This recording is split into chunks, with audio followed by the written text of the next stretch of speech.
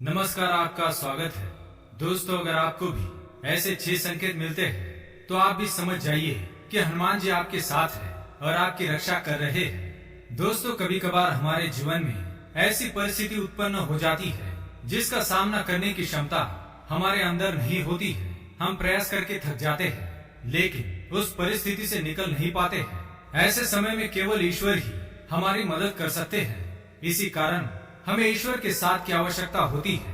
अगर ईश्वर की कृपा आप पर होती है तो आप किसी भी मुश्किल परिस्थिति से आसानी से निकल सकते हैं, क्योंकि ईश्वर द्वारा भेजी गई सकारात्मक शक्तियाँ आपको मुश्किल से मुश्किल परिस्थिति में सहायता करती है और आपको सही राह दिखाती है। कई बार आपको भी महसूस हुआ होगा कि मुश्किल परिस्थिति में आप कोई फैसला लेते हैं और आपको कामयाबी मिल जाती है। यही वो सकारात्मक शक्ति है जो आपकी मदद करती है।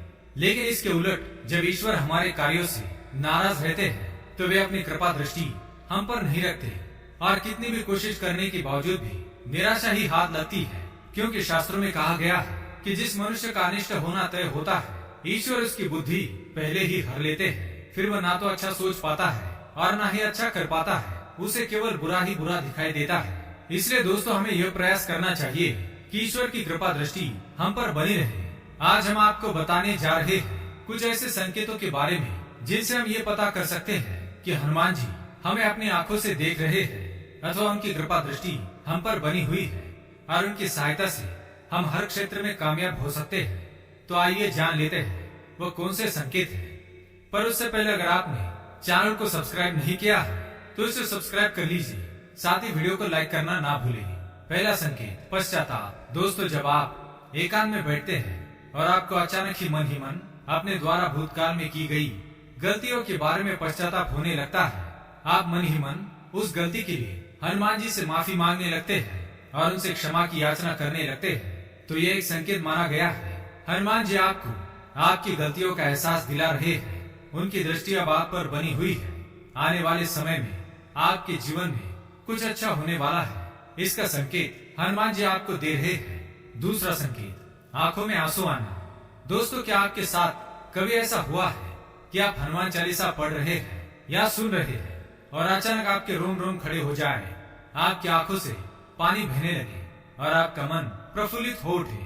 तो यह संकेत माना गया है कि हनुमान जी आपकी भक्ति से प्रसन्न है और आपके हनुमान जी पर दृढ़ विश्वास ने उन्हें आपके पास आने पर मजबूर कर दिया है। अगर आपके साथ भी ऐसा हो तो आप समझ जाइए कि आपके बुरे दिन अब समाप्त होने वाले हैं। हनुमान जी आपके जीवन में चल रही सभी परेशानियों का अंत करने वाले हैं। तीसरा संकेत, काम भावना। दोस्तों, तीसरा संकेत बहुत ही महत्वपूर्ण है। यह आपकी उन्नति का संकेत है और यह संकेत तभी मिलता है जब हनुमान जी सचमुच में अदृश्य रूप में आपके साथ है।